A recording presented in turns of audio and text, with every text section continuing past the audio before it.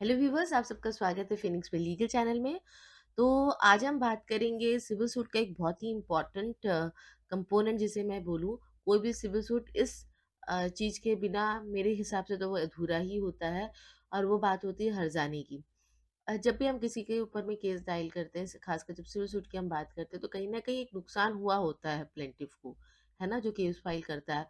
और वो नुकसान की भरपाई माँगना ही जो होता है उसे मेंसने प्रॉफ़िट कहा जाता है। या जो भी आपकी ज़मीन से कोई फ़ायदा उठा रहा है, जो भी जिसने भी गलत तरीके से पकड़ा हुआ है, और अपना वो हक आप जो माँग रहे हो, जो हक की माँग करते हैं, जो अपना हर्जाना की जो माँग करते हैं, उसे ही मेंस्टुअल प्रॉफ़िट कहा जाता है। और आज हम सिविल सूट में ये मेंस्टुअल प्रॉफ़िट क्या होता है, हमारे सिविल से के जो सेक्शंस हैं, क्या बोलते हैं इसके बारे में, आज हम यही बात करेंगे वीडियो में।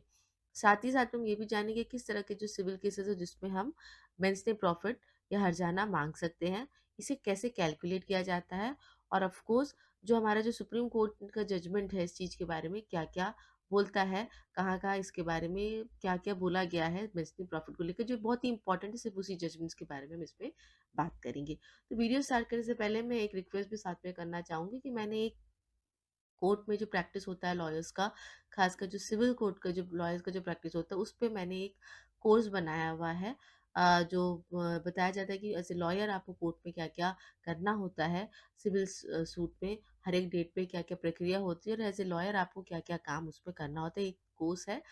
बेसिकली ये कोर्स उनके लिए है जिन्होंने अभी भी लॉ की जो एंट्रेंस एग्जाम दिया है, लॉयर बन रहे हैं, या फिर जो बहुत नए लॉयर है, जूनियर लॉयर है, जो सिविल प्रैक्टिस करना चाहते हैं, तो वो इस कोर्स को जाके ले सकते हैं। ये कोर्स इंग्लिश में है, इसका लिंक मैंने डाल दिया है डिस्क्रिप्शन में। साथ ही साथ में अगर आपको कोई भी फॉर्मेट चाहिए होता है, जो कोई भी लीगल फॉर्मेट, चाहे कोर्ट का कोई पिटीशन हो, एग्रीमेंट हो, कॉन्ट्रैक्ट हो, एफिडेविट हो, तो आप मेरे जो वेबसाइट है फिनिक्स पे लीगल, वहाँ से जाकर आप डाउनलोड कर सकते हैं। ये कभी भी डाउनलोड किया जा सकता है। चाहे तो आप सब्सक्रिप्शन भी ले सकते हैं। सब्सक्रिप्शन लेने का फ़ायदा ये रहता है कि अगर आपको कोई भी उस डॉक्यूमेंट से रिलेटेड आपको कुछ भी पूछना है कि इसको कैसे करें, क्योंकि वो तो एक फॉर्मेट ही है। आपको उसमें कुछ भी चाहिए कि कैसे गाइडेंस चाहिए, कैसे करना है, तो वो भी आप ले सकते हो अगर आप सब्सक्रिप्शन साथ में ले लेते हो तो। तो चलिए आज हम वीडियो को स्टार्ट करते हैं मेंस डे प्रॉफिट के बारे में। देखिए, हमारा जो सीपीसी है, code of civil procedure code है, उसी में एक सेक्शन है, सेक्शन 2 सब क्लॉज 12। इसी में ही मेंस डे प्रॉफिट का डेफिनेशन दिया गया है। ये एज का एक्सट्रैक्ट यहाँ पे डाला गया है, मैं पढ़ देती हूँ क्या है। Section 212 of the Code of Civil Procedure 1908 provides that monthly profit of property means those profit which the person in wrongful possession of such property actually received or might with the ordinary diligence have received therefrom। जिसने भी आपके जमीन को गलती से, गलत तरीके से बेसिकली कब्जा करके रखा है, और उस जमीन से जो भी प्रॉफिट्स आ रहे हैं, जो भी पैसे आ रहे हैं, उसको वो ले रहा है, वो आप ले सकते हो। साथ ही साथ में आप उस पे इंटरेस्ट लगाकर भी आप वो ले सकते हो as a money profit, as a हर्जाना, together with interest on such profit, but shall not include profit due to improvement made by the person in wrongful position। But वहां पे आपको हर्जाना नहीं मिलेगा, वहां पे आपको मनी प्रॉफिट नहीं मिलेगा, जहां पर जो जो कि गलत तरीके से उस जमीन को पकड़ा हुआ है, लेकिन उसने अपना पैसा लगाकर उस जमीन पे इम्प्रूवमेंट कर दिया है, और उस इम्प्रूवमेंट से वो प्रॉफिट कमा रहा है, वहां पे आपको नहीं मिलेगा। तो ये मैरिजियल प्रॉफिट के बारे में हमारे सेक्शन 2 सब क्लॉज 12 में सीपीसी में बताया गया है। चलिए अब हम बात करते हैं किस तरह के केसेस में मैरिजियल प्रॉफिट का डाला जाता है। देखिए, यहाँ पे तो मैंने डाला है सूट फॉर एजेक्टमेंट, मतलब जिस किसी को आपको ज़मीन को खाली करवाना है, रिकवरी ऑफ पोजीशन, अपना ज़मीन का कब्ज़ा आपको लेना है। साथ ही में जो भी जितने भी टाइटल सूट जितने अपने होते हैं, उसमें मेंस प्रॉफिट आपका आएगा ही आएगा। टाइटल सूट भी बहुत तरीके के होते हैं। जितने भी तरह के टाइटल सूट्स होते हैं, सब में आपका मेंस प्रॉफिट तो आता ही आता है। साथ ही साथ में जो हमारे पार्टीशन के भी जो सूट होते हैं, बेसिकली जॉइंट प्रॉपर्टी का ही होता है। तो इसमें भी अधिकतर ये देखा जाता है कि मेरा ज़मीन जो है वो मेरे चाचा ने पकड़ के रखा है, जो मेरा हिस्सा का ज़मीन है, और वो अच्छा खासा उसमें 2-3 रूम्स बने पड़े हैं, और वो किराया खा रहे हैं उसके। तो वो तो मेरा हक था उसमें, लेकिन वो खा रहे हैं, तो वहाँ पे भी मैं मैं इनसे प्रॉफ़िट अपना माँग सकती हूँ विद इंटरेस्ट। मेरा खेती का ज़मीन का हिस्सा है और वहाँ पे वो अपना वो खेती करके वो कमा रहे हैं। तो वो तो मेरा हिस्सा था, तो मैं इनसे प्रॉफ़िट विद इंटरेस्ट मैं माँग सकती हूँ। साथ ही साथ में जो जॉइंट हिंदू फैमिली जो होती है इसमें मैनेजर अपॉइंट होता है। जो भी जितना भी अकाउंट्स वग़ैरह का जो होता है वो देखता है। अब वो बंदे ने गड़बड़ी करना शुरू कर दी है, तो वहाँ पे भी उसके अगेंस्ट में केस फाइल होता है और उस मैनेजर से मैनेजर प्रॉफ़िट साथ ही साथ में विद इंटरेस्ट लिया जाता है। तो ऐसा तो नहीं है कि मुझे लगता है कोई ऐसा केस नहीं जिसमें आप इनसे प्रॉफ़िट नहीं माँग सकते हो। हर एक तरह के जो सिविल सूट होते हैं उसमें मेंस प्रॉफ़िट का कहीं न कहीं कंपोनेंट तो आ ही जाता है, तो जिसमें माँगा जाता है। अब बात करते हैं कि मेंस प्रॉफ़िट कैलकुलेट कैसा होता है, ये तो बहुत इम्पोर्टेंट बात है। देखिए बेसिकली अ लॉ के हिसाब से 3 चीज़ देखा जाता है, nature and condition of the property property जो उसे कंडीशन क्या है, लोकेशन का है, वैल्यूएशन का है। ये बात वहाँ पे उठ के आती है जहाँ पे किसी ने आपका ज़मीन को कब्ज़ा कर लिया, है ना? तब ये 3 इम्पोर्टेंट बात को देखा जाता है कि आपका प्रॉपर्टी का क्या कंडीशन था, कौन-सा लोकेशन था, प्राइम लोकेशन पे था या कैसा था, आपका वैल्यू क्या है प्रॉपर्टी का। तो ये तो एक तरह का कंपोनेंट हो गया। दूसरा तरह का कंपोनेंट की अगर मैं बात करूँ, जैसे कि अगर किसी लैंडलॉर्ड और टेनेंट के बीच में है, वहाँ पे भी तो मेंसली प्रॉफ़िट है। वहाँ पे मेंसली प्रॉफ़िट क्या है? जितना आपका रुका हुआ किराया है, उस किराए के ऊपर में आपका इंटरेस्ट, वो आपके मेंसली प्रॉफ़िट में आप कैलकुलेट करोगे। साथ में जैसे आपने सेल एग्रीमेंट करा है और सामने वाला बंदा रजिस्ट्रेशन नहीं कर रहा है, तो आपको जो नुकसान हो रहा है, वो आप उसमें आपको एक कैलकुलेशन करके कोर्ट में डालना पड़ रहा है कि इस वज़ह से मेरा मैंने ये ज़मीन इस पर्पज़ के लिया था। अब ये पर्पज़ मेरा पूरा नहीं हो पा रहा है जिसकी वज़ह से मेरा इतना नुकसान हो गया। फॉर एग्ज़ाम्पल मैंने एक प्लॉट खरीदा, मेरा ये था कि वो कमर्शियल प्लॉट मैंने लिया है, वहाँ पे मैं फैक्ट्री बना के डालूँगी। लेकिन अब मेरे नाम से रजिस्ट्री हुआ नहीं है, मैं वो फैक्ट्री बनाने के लिए मैंने जो लोन ले लिया था उसपे इंटरेस्ट चल रहा है, तो वो तो मेरा एक नुकसान हो गया है ना, तो वो भी आप ऐसे मंथली प्रॉफ़िट डाल सकते हो। तो बहुत सारे चीज़ होते हैं जहाँ पे मंथली प्रॉफ़िट का जो अ, बात निकल के आई थी, सिंपल से समझने का कॉन्सेप्ट है कि जहाँ पे मेरा नुकसान हो गया है प्रॉपर्टी को लेकर, तो वो मेरा मंथली प्रॉफ़िट है, मैं उसको क्लेम कर सकते हैं।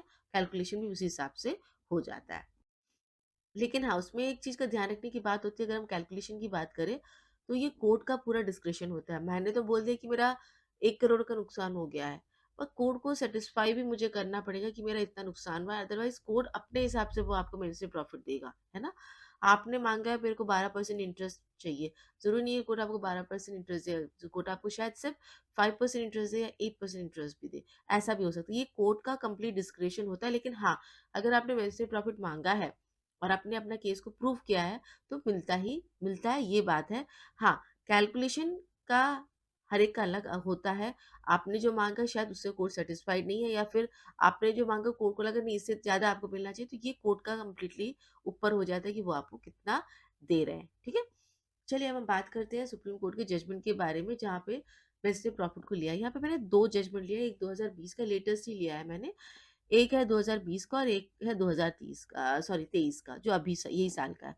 नज़ीर Mohammad versus J Kamala and others, ये 2020 का इसे बोला गया है। The Supreme Court of India in this case observe that a degree of possession of immovable property does in no way follow a degree of declaration of ownership automatically. The burden of justifying the allegation of wrongful possession exists solely on the plaintiff. If he fails to prove his allegation on the defendant, the court shall presume the possession to be adverse by its nature. देखिए, बात यहाँ पे वही आ जाती है कि किसी ने आपकी ज़मीन को गलत तरीके से पकड़ा हुआ है। ये प्रूव करने का जो पूरा का पूरा काम होता है वो प्लेंटिफ का ही हो जाता है। अगर प्लेंटिफ इसको कोर्ट में प्रूव ही नहीं कर पाता कि इस बंदे ने मेरे ज़मीन को गलत तरीके से पकड़ा है, तो जब वो मेन पॉइंट ही प्रूव नहीं किया, तो जो मेंस से प्रॉपर्टी तो एडिशनल बात हो गई, तो वो आप कहाँ से ले पाओगे?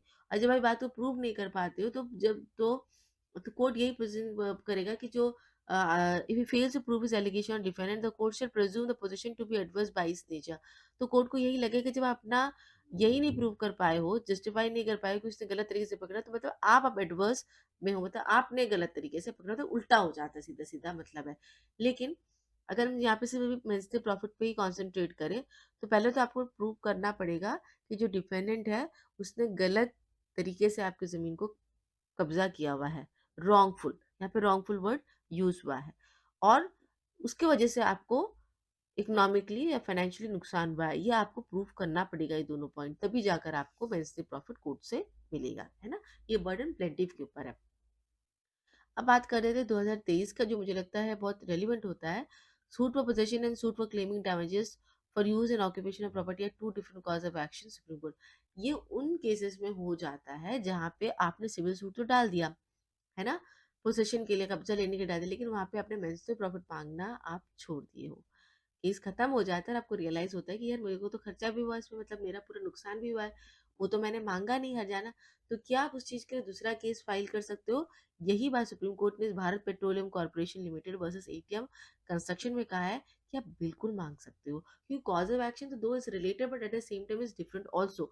और आपके लिए तो वो ईज़ी हो जाता है अगर आप दूसरा केस फाइल, क्योंकि ऑलरेडी जो मेन चीज़ आपको जो प्रूव करना था वो तो आपने केस में प्रूव करके आप उसको जीत चुके हो, डिग्री आप ले चुके हो।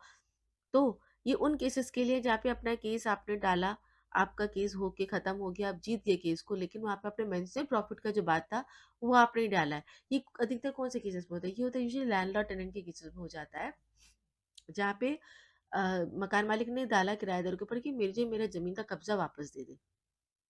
वो केस जीत जाता है। अब उसको रियलाइज़ होता है कि यार मुझे तो किराया भी तो मिलना था, जो इतना 2 साल इन्होंने पकड़ के रखा, तो उसका किराया भी चाहिए। तो क्या वो किराए के लिए दोबारा से डाल सकता है, जो क्योंकि किराया तो उसका मेंशनली प्रॉफिट हुआ, तो क्या उसके लिए दूसरा केस डाल सकता है फॉर क्लेमिंग डैमेजेस के लिए? बिल्कुल डाल सकता है। ये बात कहा गया है 2023 के इस Bharat petroleum corporation limited versus ATM constructions में। तो व्यूअर्स, आज का जो मेरा जो वीडियो था, ये मेंशनली प्रॉफिट के बारे में था। बहुत ही इंपॉर्टेंट टॉपिक रहता है हमारे सिविल सूट्स पे, एंड आई होप आपको ये अच्छा लगा है। अगर अच्छा लगा है तो लाइक शेयर सब्सक्राइब ज़रूर कीजिएगा। Thank you so much for watching my video.